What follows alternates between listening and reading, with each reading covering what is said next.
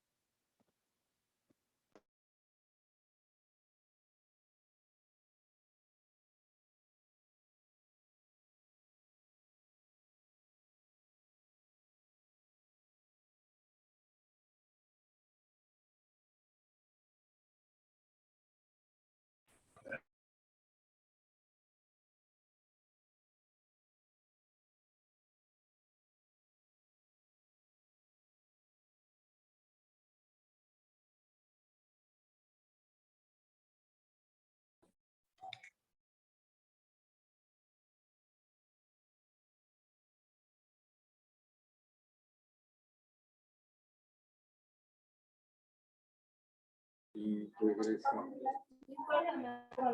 Soy bonita.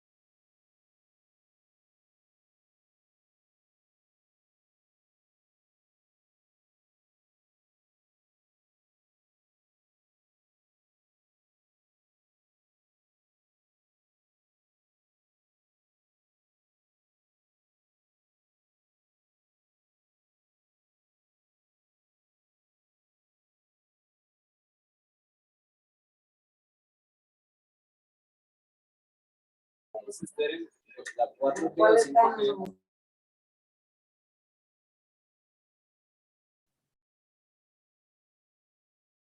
Bueno, buenas noches. Vamos a comenzar la sesión general de que nos toca en esta fecha. Con el tema uso de células madres en el manejo de la insuficiencia lumbar, con nuestro invitado especial, que es el doctor Abel Serna Garnica, especialista en segmento anterior y egresado del Instituto Barraquer de Barcelona, junto con mi compañera Adriana Lisset Bejar-Macuset y pues yo, Héctor Silva.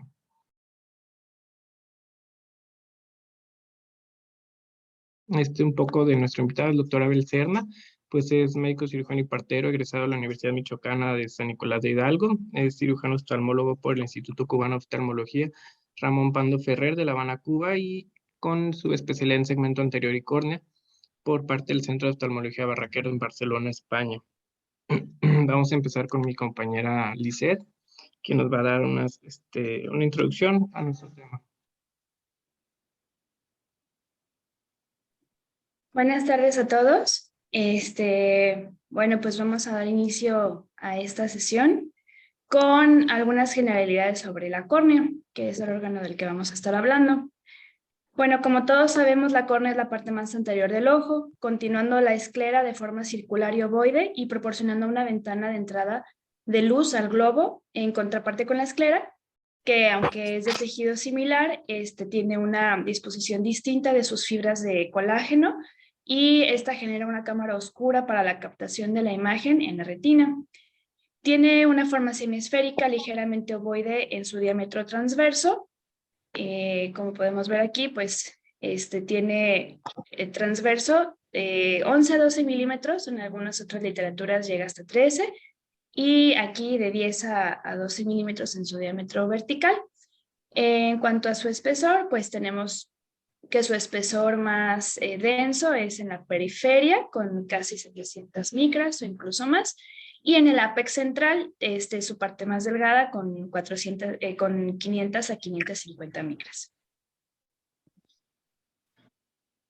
Hablando también de su histología, pues vamos a recordar las capas de la córnea de una manera breve, comenzando de la parte más interna o cercana al centro del ojo, que es el endotelio corneal, que es un epitelio especializado de células hexagonales con las que nacemos con un conteo pues con poca o nula mitosis. Y sabemos que, bueno, pues las cifras mínimas son de 500 a 700, son para tener una buena transparencia corneal. Recordemos que esas son las que hacen el intercambio bicarbonato-sodio en la córnea. Entonces, bueno, pues después tenemos la capa de Descemet, que es la membrana basal del endotelio corneal. Después tenemos la capa más abundante, que es el estroma, formado por fibroblastos, fibras de colágeno tipo 3, 5 y 6, que, como les comentaba, están dispuestas de una manera simétrica y permiten el paso de la luz de manera transparente. Posteriormente tenemos la capa de Baumann, que es la membrana basal del epitelio, y el epitelio, que podemos, en el que vamos a abundar un poquito más en esta sesión, y que podemos dividir en, a su vez, 3 capas. La capa más basal, que está pegada a la capa de Baumann, es la de células mitóticas, que es la de células basales. Son células un poco más grandes, en forma cuboidea. Posteriormente, estas se van descamando de manera centrífuga y formando las células aladas, que son un intermedio, hasta formar la capa más superficial de células diferenciadas de la superficie epitelial. También en su anatomía, en la córnea, hay que recordar que hay una parte importante que está de manera circunferencial y que delimita a la esclera de la córnea, especialmente también al epitelio escleral, que es la conjuntiva, con el epitelio corneal, y pues que es el limbo corneal. Se encuentra pigmentado, como vemos aquí es como estrías un poco más pigmentadas, son transparentes. Está muy vascularizado y inervado por las células por los vasos ciliares, y tiene estas estructuras que vemos que son como rayitas, un poco más pigmentadas, que se llaman palizadas de Vogt. Y vamos a ver por qué son importantes. Las palizadas de Vogt se cree que alojan a las células madre limbares.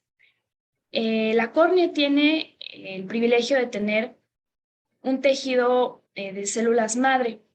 Para entender la importancia, pues hay que recordar que una célula madre es aquella capaz de dividirse indefinidamente y diferenciarse a distintos tipos de células especializadas morfológica y funcionalmente. No es como tal una célula pluri o totipotencial, pero sí es una célula con una alta capacidad mitótica, poco diferenciada, que da lugar de manera abundante a células más especializadas. Y las teorías de cómo se fue descubriendo que las células madre se encuentran en el limbo corneal corresponden a varios estudios y a varios descubrimientos que más adelante vamos a ver, pero este es uno de los más contundentes que ha tenido la historia de las células madre limbares, que es el de la inmunohistoquímica por marcadores específicos. Vemos aquí una comparación de una inmunohistoquímica entre el área central de la córnea, la conjuntiva y el área limbar. En verde vamos a ver las células que expresan un marcador que se llama K19, que está ligado a células epiteliales altamente especializadas. Y el K15 también, que está ligado a células epiteliales.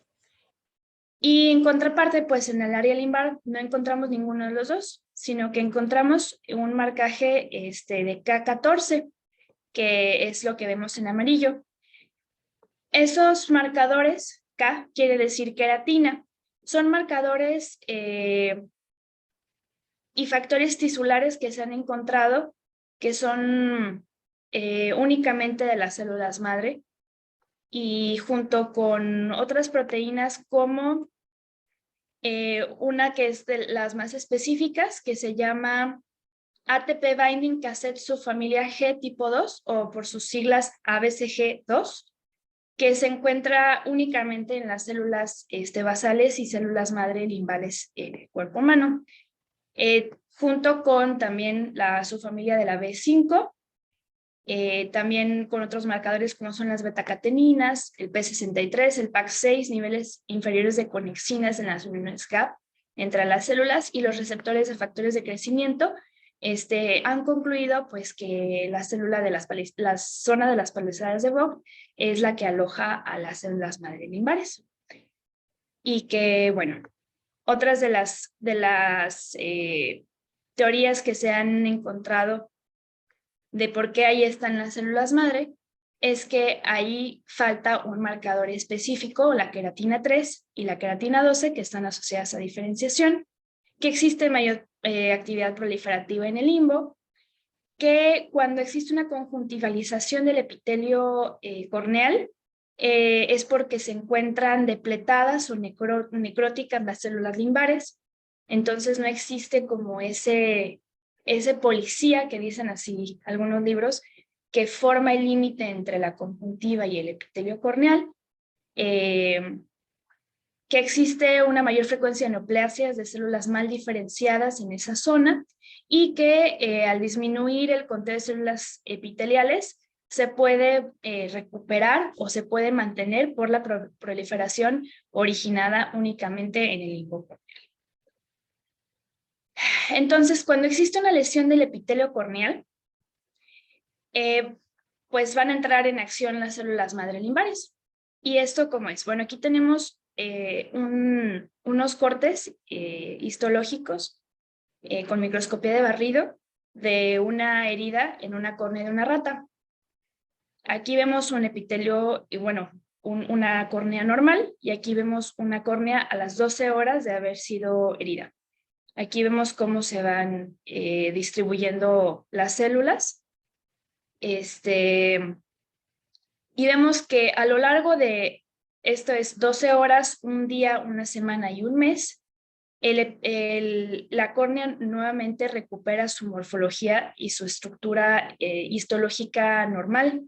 Esto es gracias a que se hace como un acúmulo de células que provienen de las células limbares. Entonces, las etapas por las cuales las células limbares van a reparar esta herida es que van a formar como unas lengüetas, gracias a factores quimiotácticos hacia la herida. Esta teoría fue descrita por Dua y Forrester como reepitelización circunferencial, que es centrípeta, o sea, hace como una, y eso también pasa, por ejemplo, en la cirugía refractiva, que hace lengüetas el limbo y posteriormente hacia el centro, y posteriormente todo ese cúmulo de células se va como aplanando y se va diferenciando. Por eso algunos pacientes, por ejemplo, tienen un poquito de miopización después de esas cirugías. Y también hay otra teoría postulada por Tofty Friend que se llama teoría de XYZ. Entonces, la X es cuando migran las células madre hacia la lesión epitelial, porque se expone la fibronectina del tejido, y esto atrae los factores quimiotácticos como la beta-1 integrina, las interleucinas 1, 5, 6 y la hialuronidasa. Posteriormente sigue la Y, que es la proliferación, gracias al factor de crecimiento endotelial, el factor de crecimiento transformante beta-1, y posteriormente la Z, que es la diferenciación, donde podemos ver que ya se expresan factores altamente especializados del epitelio, como la K13 y la K12. Todo esto es importante porque, bueno, el equilibrio de la transferencia del epitelio y de la superficie corneal, que es la entrada de luz al ojo, está dada por el limbo. Entonces, cuando nosotros tenemos una lesión que afecta a la superficie corneal y que además tiene una lesión de la circunferencia de esta, va a afectar a las células madre y pues no va a poder haber una reparación adecuada. Entonces, ante la ausencia de células madre, pues hay ausencia de cicatrización y hay pérdida de la transparencia. Hay una conjuntivalización, en el mejor de los casos, o una descompensación de la córnea. Entonces, vamos a hablar un poco sobre el síndrome de deficiencia de células madre limbares, o por sus siglas en inglés, Limbal Stem Cell Deficiency. Como ya vimos, pues las células madre forman la homeostasis corneal ante la lesión y pues este síndrome se presenta ante su disfunción en más de 3 cuadrantes o la cantidad insuficiente de las mismas. Esto puede pasar por varias causas que ahorita vamos a ver. Los síntomas y signos de este síndrome pues son el dolor, porque está altamente inervada la córnea, la disminución de la visión por la opacidad, la fotofobia, la pérdida de la palizada de Vogt, pérdida de la estructura anatómica de la córnea, o que es sustituida por tejido epitelial espiral, o la conjuntivalización y la presencia de células caliciformes en la córnea, como no las debería de ver.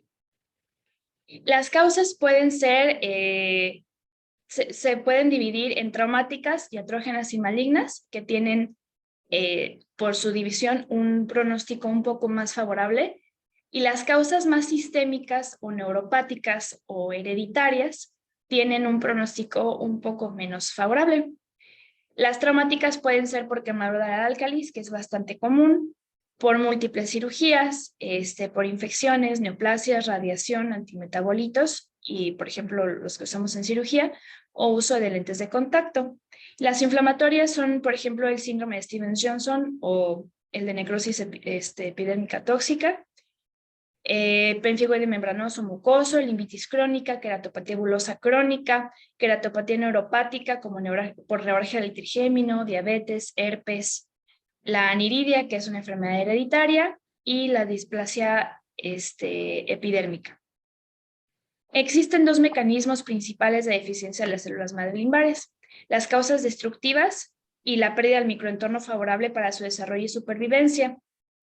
Y las causas primarias, como las deficiencias genéticas, que la más conocida pues son la aniridia, la displasia epidérmica congénita y la esclerosis congénita, la queratitis asociada a deficiencia endocrina múltiple, incluso también el síndrome de Turner, el síndrome de lágrima auricular dental digital, o LAD, y la gerodermia pigmentosa. Y las causas destructivas del nicho de las células madre limbares son pues las que ya vimos traumáticas, por el herpes, álcali, Stevens-Johnson o síndrome de Lyell, y las secundarias a cirugías o antimetabolitos. La deficiencia de células madre limbares también se puede estadificar. Tenemos un estadio inicial que se identifica por una córnea opaca, una superficie irregular, pérdida del reflejo de la luz, opacidad epitelial y pérdida de la palizada de Vogt. Esto es como lo más representativo, pues, que se pierde la palizada de Vogt. Posteriormente, en la etapa moderada, pues tenemos un manchado epitelial, que podemos ver aquí en la imagen, patrón de vértices con fluoresceína, que es este patrón que vemos aquí, que es como una especie de torbellino, un panus periférico, la vascularización superficial y pérdida sectorial extensa del limbo. Y por último, la más grave de todas, que sería la necrosis total del limbo, con un defecto epitelial corneal recurrente, una vascularización total, cicatrices estromales y una opacidad pues severa. Aquí tenemos también la estadificación desde normal hasta severo, comparando también con la tinción con fluoresceína y la microscopía electrónica, que puede mostrarnos pues la pérdida de la anatomía normal de las palizadas de Vogt. tenemos aquí una palizada sana y aquí pues una pérdida completa de la estructura normal. Los métodos diagnósticos son típicamente el clínico con la lámpara de hendidura, la fluoresceína y el azul cobalto, y la citología de impresión con papel filtro de acetato, que sería esta que está aquí. Nosotros también podemos diagnosticar la invasión de la conjuntiva hacia el epitelio corneal poniendo una lámina de acetato sobre la córnea y después viéndola al microscopio y detectando pues células caliciformes que no deberían de estar allí.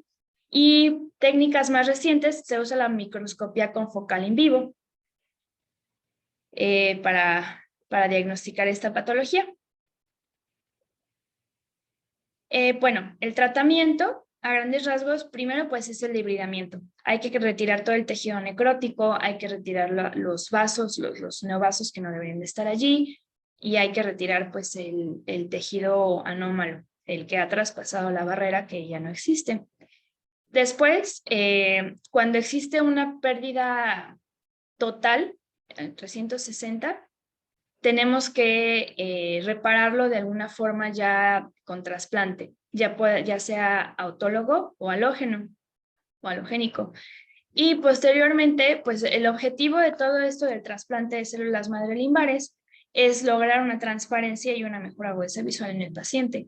Entonces, si nosotros intentamos en un paciente con deficiencia de células madre limbares hacer un trasplante de espesor total de la córnea, vamos a tener un completo fracaso porque no va a pegar.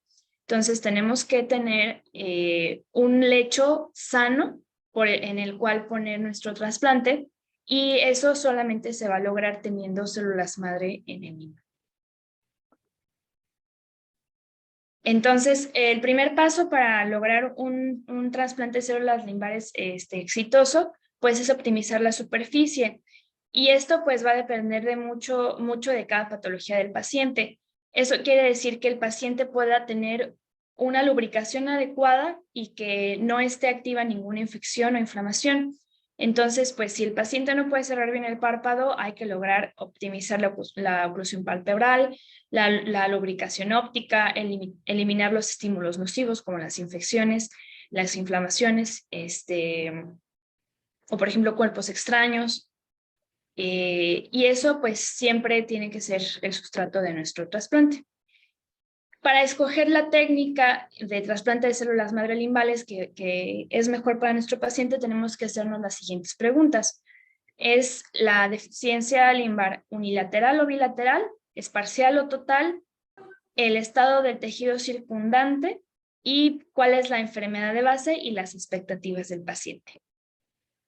Y tenemos pues todas estas opciones de trasplante, ya sea de origen autólogo, cadavérico, vivo relacionado o vivo no relacionado, y podemos tener un trasplante junto con la conjuntiva limbal o queratolimbal. Y bueno, aquí están como todas las variantes, ¿no? Y sus siglas en inglés.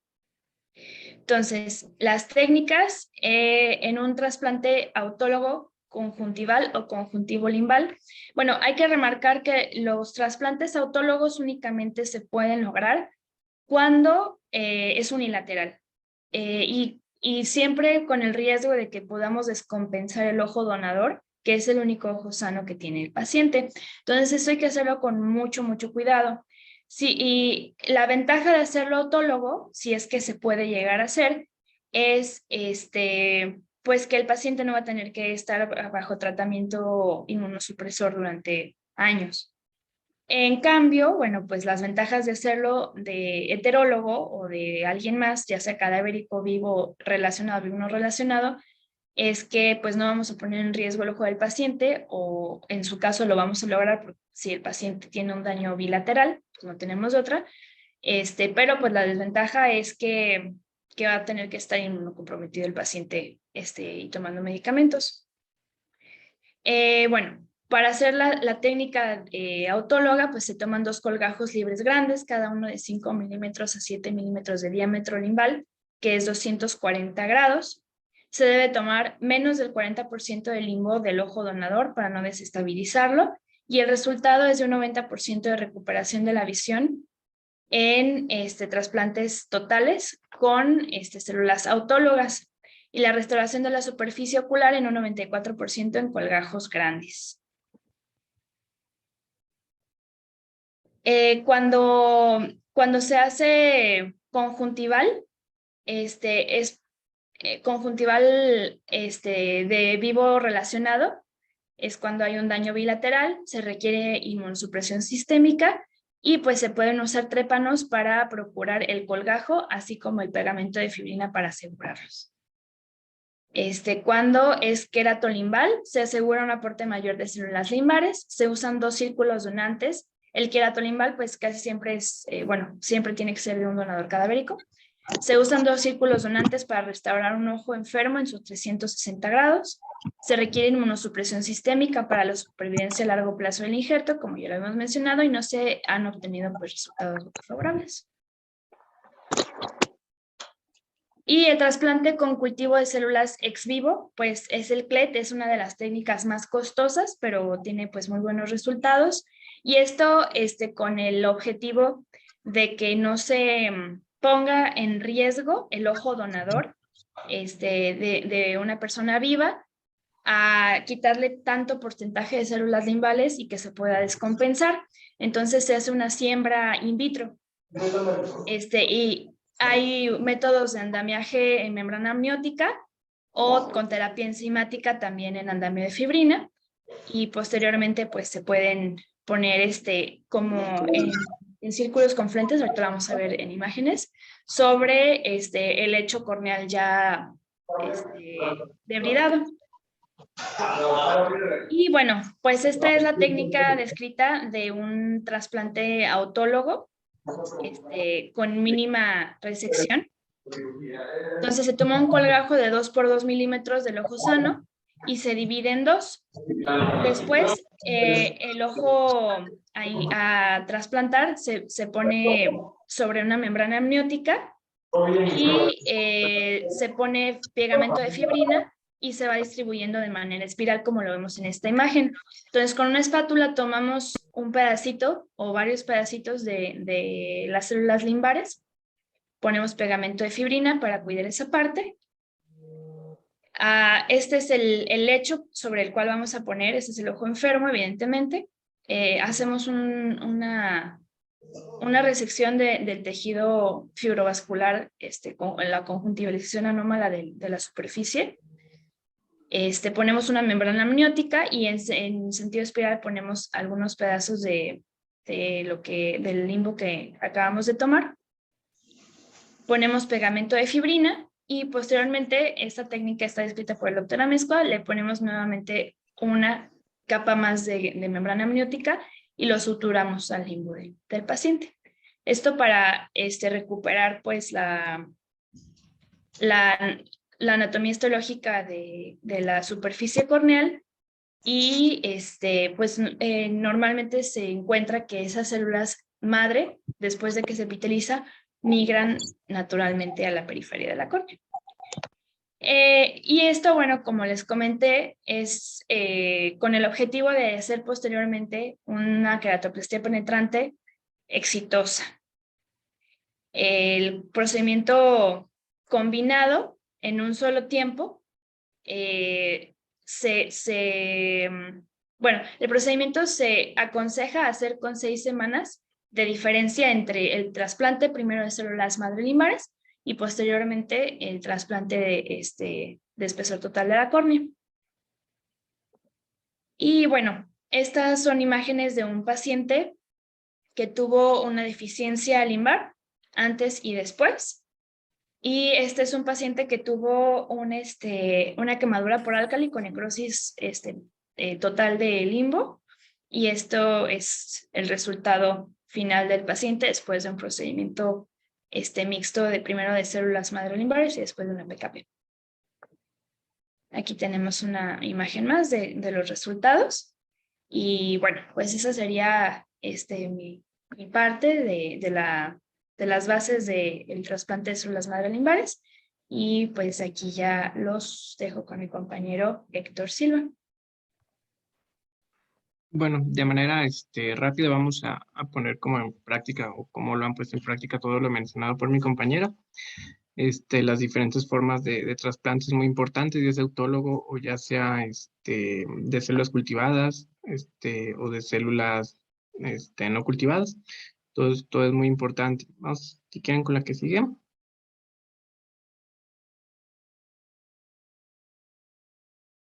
Bueno, el primer estudio que tenemos es un metaanálisis de revisión de varios artículos que se presentaron, que bueno, es un artículo que es de los primeros en comparar los resultados de las diferentes técnicas, como les decía, ya sea autólogo o halógeno, y ya sea cultivado o no sea cultivado. Este artículo pues nos menciona varias características y varios tasas de éxito comparando con las diferentes técnicas.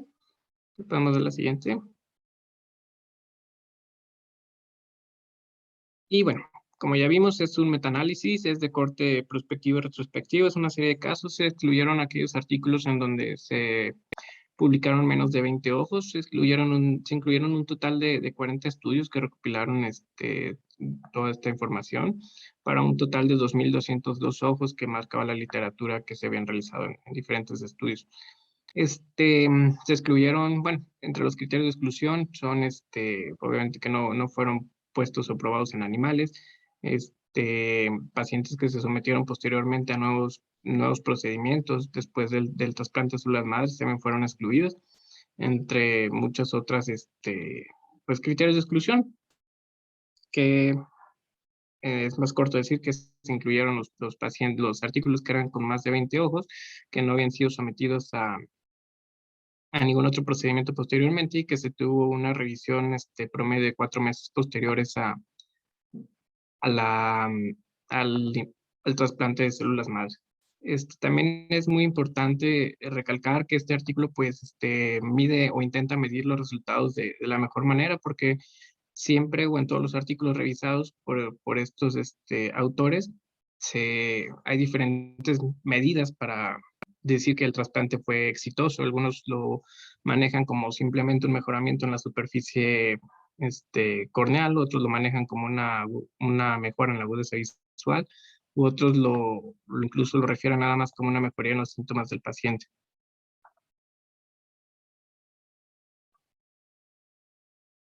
Bueno, como ya vimos, el objetivo de este estudio, de este metaanálisis, es evaluar o comparar los diferentes resultados con los diferentes procedimientos disponibles y describir. Este artículo menciona que no había sido escrito anteriormente, es un artículo del 2020, y comparar las complicaciones también con los diferentes procedimientos utilizados para el trasplante de células madre. Bueno, aquí tenemos una tabla que resume gran parte de lo que es el artículo. Tenemos que dentro de los casos más revisados o más publicados está el trasplante halogénico de células madres con 23 estudios, un porcentaje de 40% dentro de este artículo. ¿Me podemos dar la siguiente? Es de los más utilizados. También el trasplante de células madres de autólogo cultivado también es de los que tienen una muestra más grande comparado también con el halogénico que no fue cultivado, comparado 742 contra 771. Son de los pues más estudiados. Los demás no han sido. Por ejemplo, podemos ver el trasplante halogénico de células madres cultivadas, tiene apenas 7 estudios con un total de muestra de 184 comparado con los dos principales. La etiología, pues en la mayoría de los casos también se concuerda, es la quemadura química.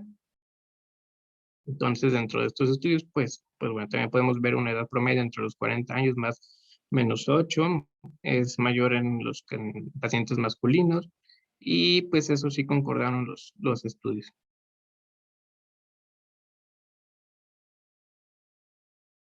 Bueno, para los resultados se dividen en 4 subgrupos basados en la técnica quirúrgica y la fuente del donador, como ya habíamos dicho y visto en la tabla anterior. El trasplante autólogo directo fueron un total de 505 ojos, el trasplante halogénico directo 742 ojos y autólogo cultivado 771 ojos y y halogénico cultivado 184 ojos. Como ya vimos, tanto el halogénico como el autólogo, no el autólogo cultivado y el halogénico directo, pues son de los que más presentan revisiones o casos publicados.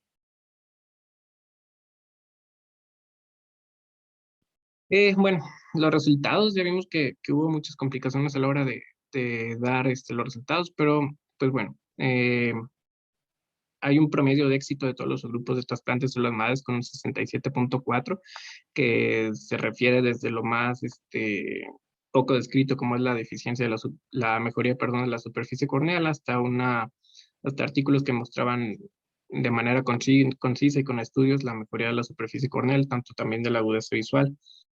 El promedio de mejoramiento de la superficie ocular en todos los subgrupos fue de 74.5 con una media de seguimiento de 20 meses y la mejor tasa de éxito de los síntomas y mejoría de agudeza visual se logró con el trasplante autólogo de células madres con un 83.2%. En segundo lugar, con un trasplante autólogo pero de células cultivadas.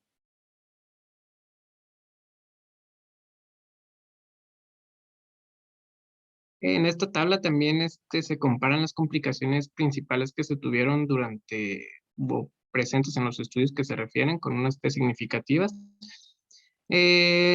La mayor también se presentó con el trasplante halogénico de células no cultivadas, células directas.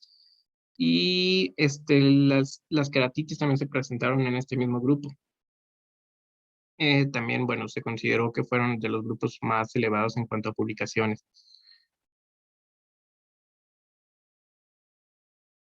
Vamos a dar la siguiente.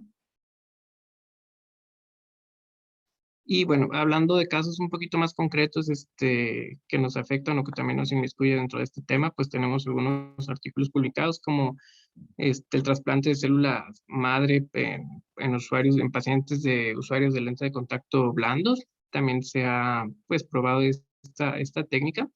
Este estudio pues es un estudio de serie de casos intervencional retrospectivo. Se basan en 14 ojos que fueron operados en la clínica de los ojos de Cincinnati y se registraron pacientes sometidos a trasplante de células madre secundarias a una deficiencia celular madre por el uso crónico y mal uso crónico y pues tal vez también malo de lentes de contacto suaves. El objetivo pues es describir los resultados obtenidos mediante trasplante de células madres en ojos con deficiencia provocado por estos lentes. Los resultados, pues bueno, el promedio de edad fue de 46 años. El seguimiento promedio fue de 28 meses.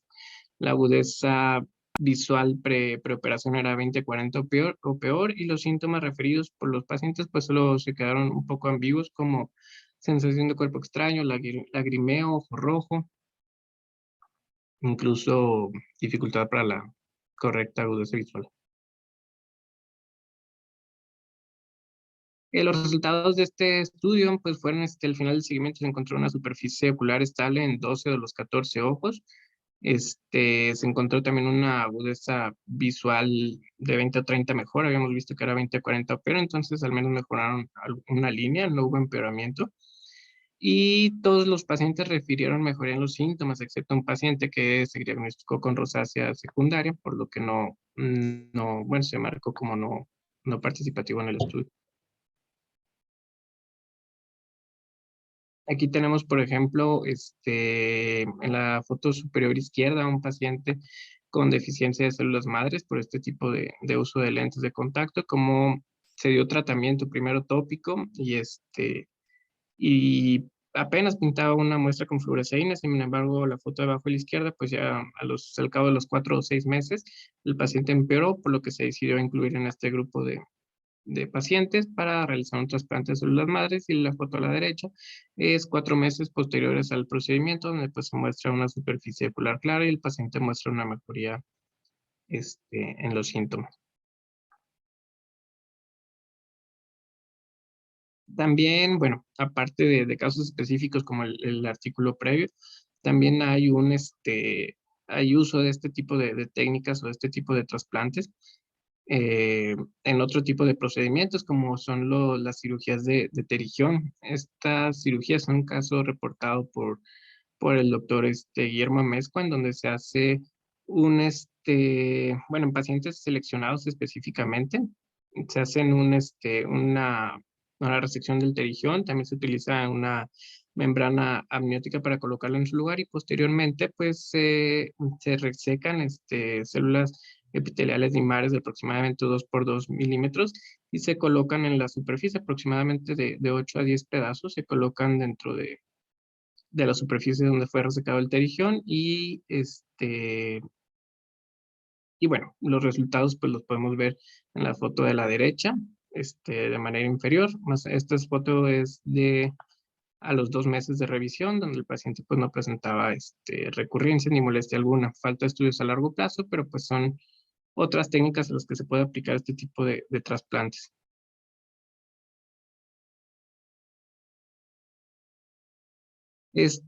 También hay otro estudio que es multicéntrico, parecido al primero, pero pues con menos cantidad de pacientes. Este artículo pues nos quiere enseñar los resultados que se llevan en diferentes estudios, no solo en Estados Unidos, que es el lugar número 1 donde se hacen este tipo de procedimientos. Es un estudio retrospectivo, multicéntrico, intervencional de serie de casos. Incluyeron 68 ojos de 68 pacientes que fueron sometidos a trasplantes en 3 países diferentes, en centros de referencia, y con un seguimiento de al menos 6 meses. Aquí tenemos las características demográficas de los estudios, que pues es muy importante debido a que fueron en diferentes países. La edad media de presentación fue a los 20, de utilización y de cirugías fue en pacientes a los 22, digo, perdón, la edad media fueron de un rango de 22 y los pacientes masculinos fueron 51% del total. Y bueno, el 62% presentaban una quemadura de la superficie ocular, fueron las principales etiologías. Las siguientes fueron queratitis microbianas, fueron pacientes por cirugía y también utilizaron pacientes con simbléfaro. Y bueno, la extensión de la deficiencia de células madres limbares, la mayoría fue de 6-8 meridianos, y también se presentaron 12 casos con un 46%, perdón, con deficiencia total de células madre limbares. Bueno, en este caso, este estudio nos reporta que se logró una mejoría clínica en 57 casos, 83.8% de los casos estudiados, una media de seguimiento de 12 meses, por lo cual es significativo para valorar rechazos o complicaciones. 44 ojos lograron una agudeza visual de 20/200 mejor, algunos estaban en percepción de luz, entonces fue una mejoría significativa. Y 44 ojos ganaron 2 o más líneas de agudeza visual en la cartilla de Snell. Aquí en esta imagen pues podemos ver claramente la agudeza visual, cómo cambió previo al trasplante de células madres y posterior, logrando de percepción de luz una mejoría de 20/200. Y también en la foto de la derecha, viendo de 20/200 a mejora de 20/40 o 20/40 o más. En la mayoría, pues, hubo una mejoría bastante posterior al trasplante de células madres. Este es un caso, pues, que lo quiere marcar o los autores lo quieren resaltar. Es un paciente que se presenta así a la consulta. Se realizó el debridamiento previo y posterior el trasplante de células madres y bueno, hasta los 4 meses se ha presentado estable con su leucoma, pero sin nueva neovascularización y con una revitalización pues mucho mejor.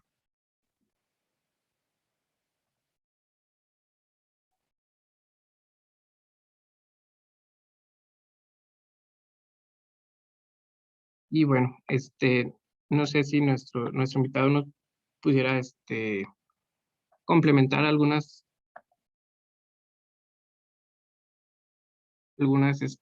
comentarios que nos pudiera realizar acerca de su experiencia o del uso de células madre.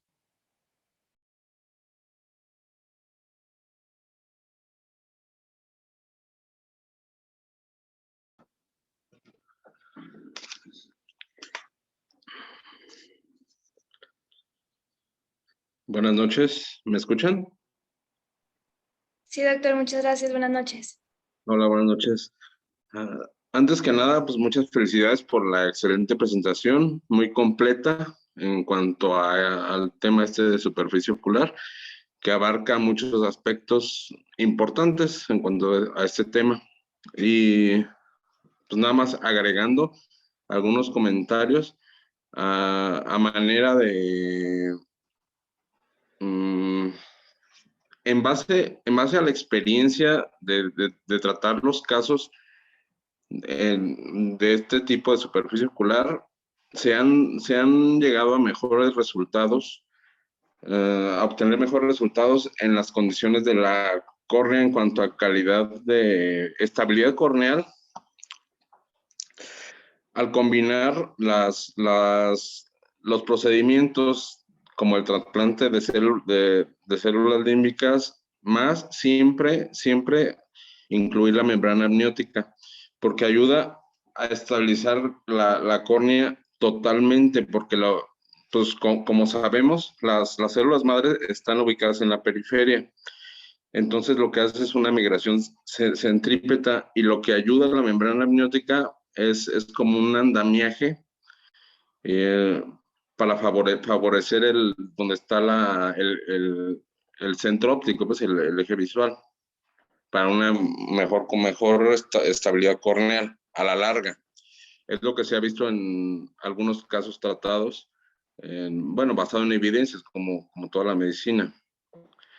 Entonces, en algunos casos se menciona que se debe de incluir la membrana amniótica, pero igual para todo, llámese desde un pterigión hasta ya un trasplante de células límbicas, para todo se le debe de agregar membrana amniótica por los resultados que se han visto, mejores resultados en general en todas las condiciones corneales, mayor estabilidad a la larga de lo que se ha visto.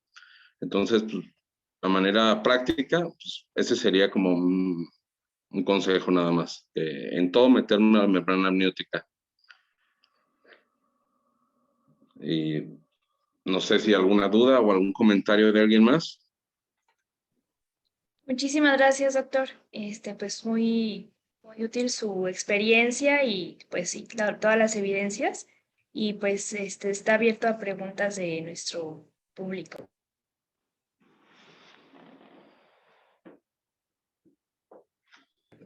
La doctora Anel de Luca tiene un comentario, una pregunta. Doctora, adelante. Sí, buenas tardes.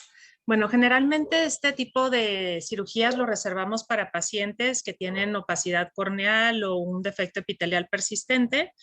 Y de la técnica que comentabas, Lisette, con la doble membrana amniótica, si bien fue una modificación del doctor Amezcua, el doctor Shangwan lo reportó en el 2012, la técnica SLET, con utilización de pequeños fragmentos del limbo donador, ya sea de ojo sano contralateral u ojo o de un familiar relacionado, para realizar la técnica con la aplicación de la membrana utilizando el adhesivo tisular.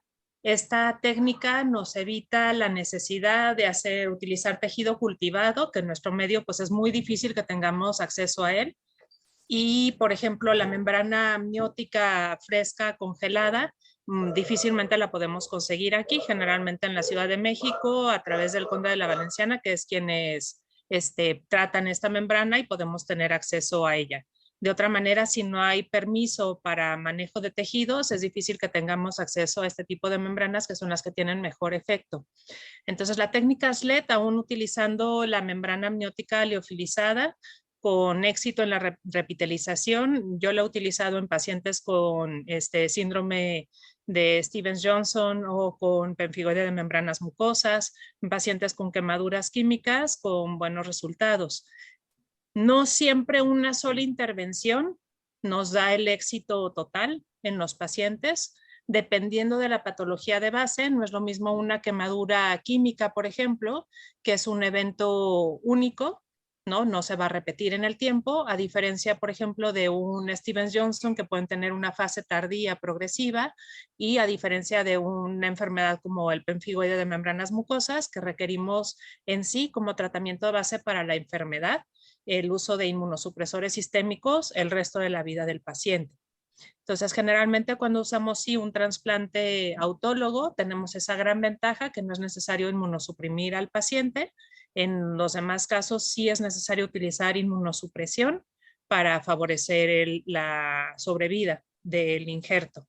Pero la mayoría de los pacientes con esta técnica sí logramos que haya mayor transparencia corneal, que haya regresión de la vasculatura y pues tiene sus indicaciones, tiene sus cuidados en cuanto a la técnica, por ejemplo, la manera de colocar la membrana amniótica, tener la parte epitelial hacia la superficie, los fragmentos en la técnica de SLED debemos dejar la parte epitelial hacia afuera, la parte estromal hacia la córnea receptora, para que la propagación de las células limbales en estos casos nos restablezcan la superficie ocular.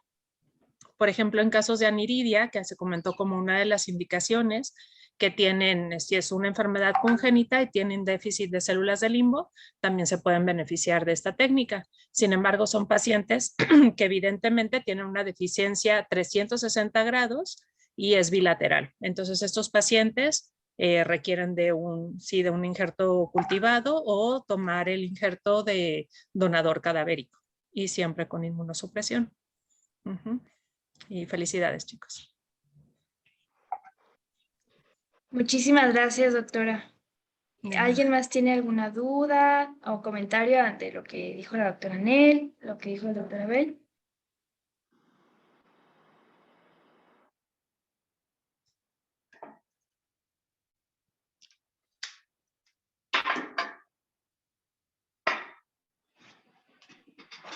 Bueno, pues si nadie tiene algún otro comentario o duda, pues les agradezco muchísimo que hayan estado en esta sesión. Al doctor Abel Serna, pues especialmente un agradecimiento por acompañarnos el día de hoy, por su valioso comentario, por su experiencia. También a la doctora Anel, muchísimas gracias. Y bueno, pues de parte de mi compañero Héctor y mía, pues damos por terminada la sesión. Si no existe otra duda o comentario, y pues nos vemos pronto. Eso espero. Que pasen bonita tarde. Gracias. Gracias. Buenas noches. Buenas noches, hasta luego. Felicidades por la presentación. Buenas noches. Feliz Gracias. Felicidades, chicos, gracias. Felicidades, muy buena clase. Felicidades. Felicidades.